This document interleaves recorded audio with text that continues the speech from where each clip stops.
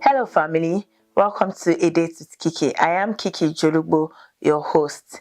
A Date with Kiki is a show that opens everyone up to the inner world of men.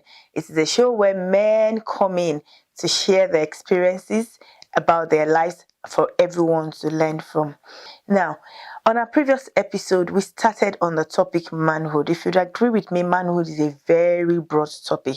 And that's why we're back today with our guest, Emmanuel Utomi, to finish up what he started. So, Emmanuel Utomi, welcome once again to A Date with Kiki. Thank I'm you. excited To to finish have up you. what he started. Yes, you started it. Well, thank you once again for having me on the show. It's an honor to have the opportunity to speak into the lives of people. Thank you so much. You're welcome. Yes, I know a bit about Emmanuel Tommy, and he told us a bit about himself the last time he was on the show, but we'll give you another opportunity to remind us. And for the people that are joining us for the first time, yes. I'm a creative person in the fact that I help people build their capacities in order to achieve their goals. So the core of what I do is to help people identify where they're going and then help them recognize the capacities that they have on their inside in order to that would help them achieve that goal. So it's more of a little beyond what everyone would call coaching. It's capacity building. Okay, capacity building. And I'm sure, yes, with doing this with me, you're also building my capacity as well. So you're not just building capacity for men, but for everyone. Thank you very much. Yes, on our last episode on A Date with Kiki, where we started off talking about manhood, we talked about the journey of manhood from childhood to adulthood, and you shared some very interesting things about yourself with us.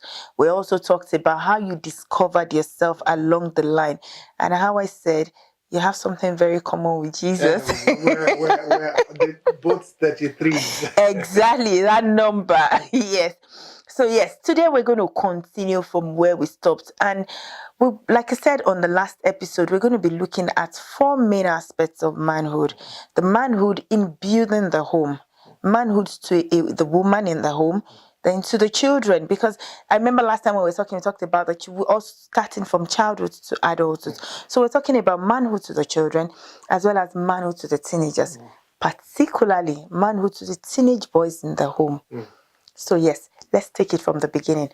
Manhood in the home. How, as a man, how do you build your home? What are the things you need to do to be able to build the home before you bring in a woman into the home? That's actually a very beautiful question.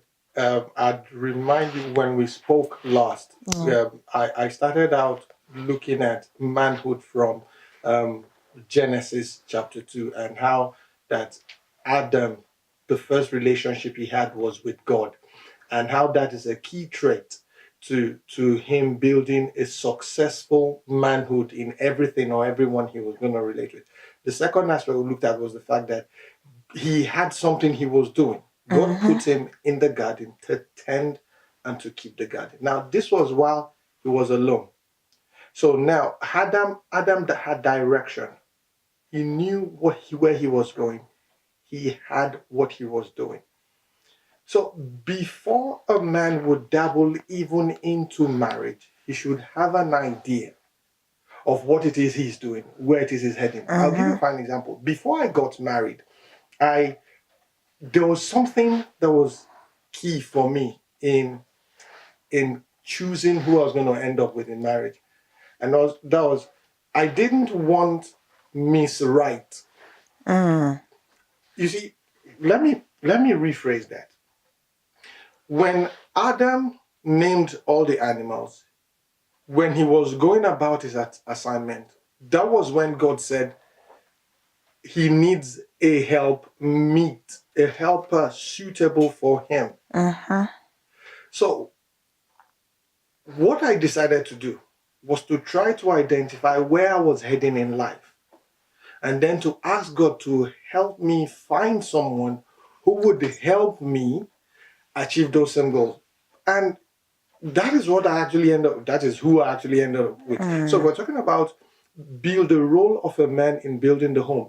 One of the core jobs of the man in the home is to build direction, is to help that home find direction. Where are we heading as a family?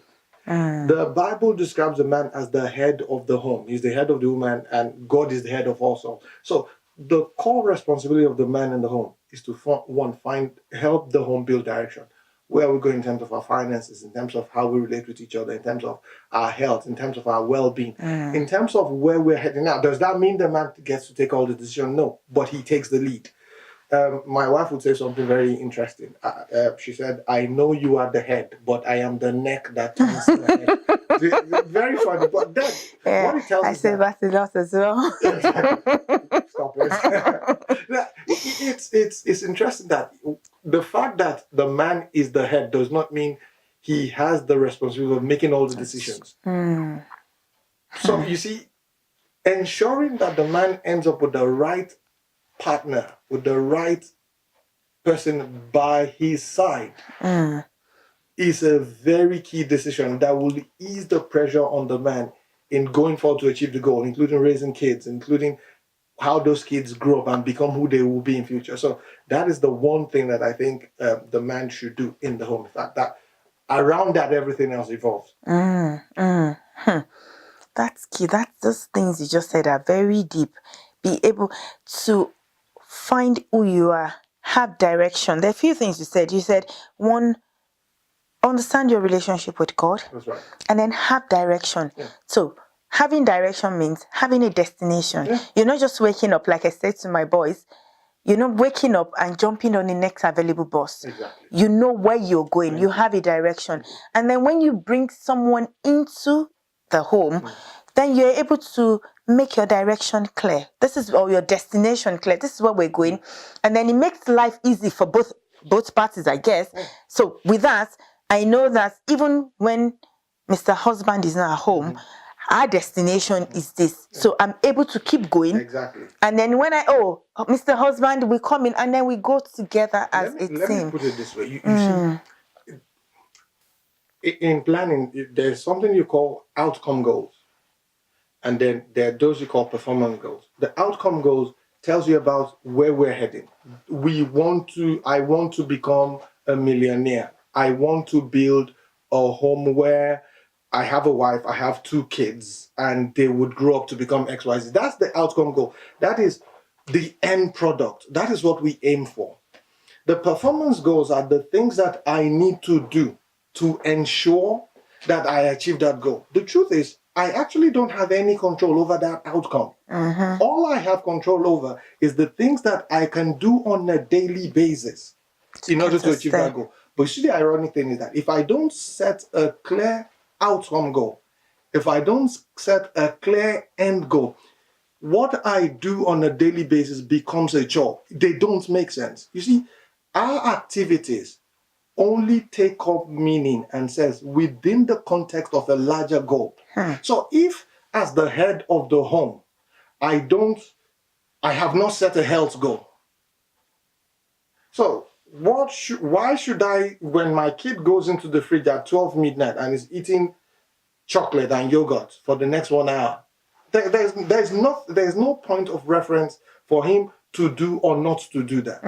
But if we've said, look, you need to live a healthy life where this is your exact weight. This is how you would feel when you jog 1 mile. Then eating a bar of chocolate or taking all this junk at 12 midnight suddenly takes on another meaning entirely. So which is where I say, look, until the man takes up the responsibility of setting the goals for the family, then we're going to keep doing things anyhow. So that is key. Yeah. And the Bible says where there is no vision, there is disarray, there is confusion. Exactly. Yeah, thank you. I'm actually learning a lot. This is making a lot of meaning to me, and I'm enjoying myself as well.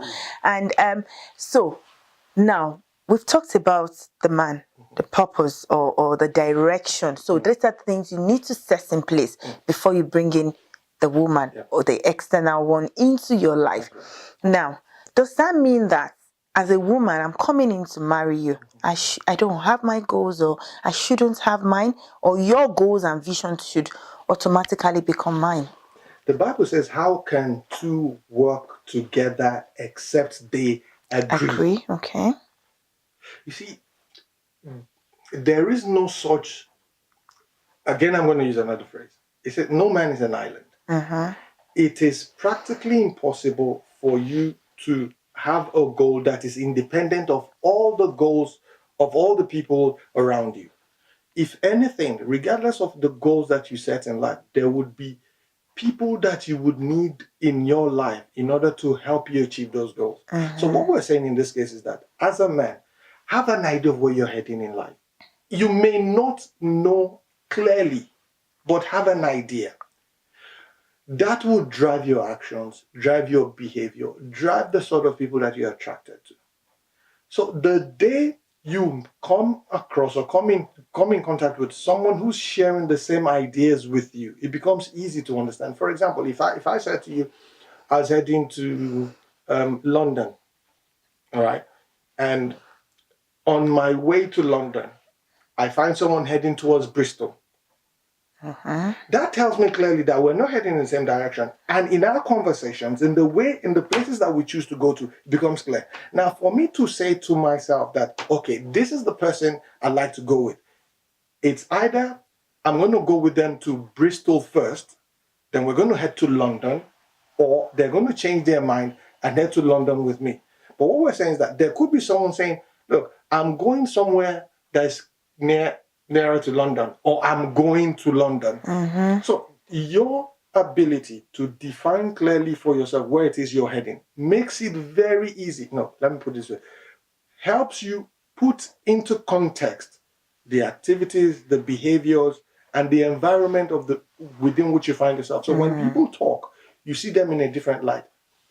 Do you realize that we're the center of our own world? Everything that we hear, we use ourselves as the basis to judge those things. So when I say I'm going to London, suddenly everything else takes on fresh meaning. And that is the role that the man should have. So when I listen to someone, I'm asking myself, how does this person's visions, ideas tie into mine? If I say I'd like to build a home where I have 2 kids, and I'm having a casual conversation with this person, and they're saying, well, I'm really serious. I need to have 10 children before the age of 20. Now, if I decide to marry that person, You're in for it. exactly.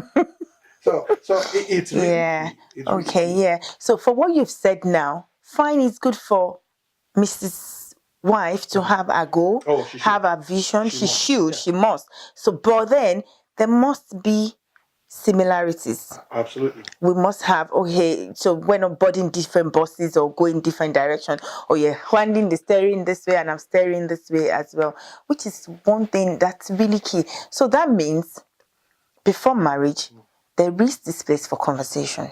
Yes. You see, Liz, there should be similarities in destination, not necessarily similarities in personality, Yeah. not necessarily similarities in the way we approach life. Actually, if it would be boring to end up with someone that behaves exactly the way you do. I'm actually smiling because I'm imagining my husband behaving like me. There you go. So it's the goals that should attract. Actually, psychologically, opposite personalities, opposite temperaments attract. Yeah. We generally look for in other people the traits that we lack. So if for someone who's quiet and introverted, we admire those who are outgoing and gregarious because we know we're not like them. We wish we want to be like them. You say to yourself, I wish I could be more outgoing. So those things attract. But when it comes to goals, when it comes to things like your faith, those things should be similar. Because what happens is that when you have different personalities, you have different strengths, you're able to bring those strengths to bear on the similarity in the goals that you have. For example, I'm much more a planner, laid back when it comes to achieving goals. I can plan from here to Jericho. But my wife, if she says to you, we're achieving this now, as far as she's concerned, we start action now. You deal with the consequences as you go along. For me, no, you need to know all those things before you get off. So what now happens is that she sets the goal. I'm doing the calculations. While she's moving ahead, I'm saying to myself, these are where the pitfalls are. And I'm taking up those pitfalls and I'm dealing with them. At some point, she gives up, I take over. So it's understanding those strengths in the people that you relate with that will help you overcome your own weaknesses. But then that final destination should be the same, or else there would be big trouble. Yeah. Thank you very much. Taking each other's strength and working with them as we go to achieve our goals.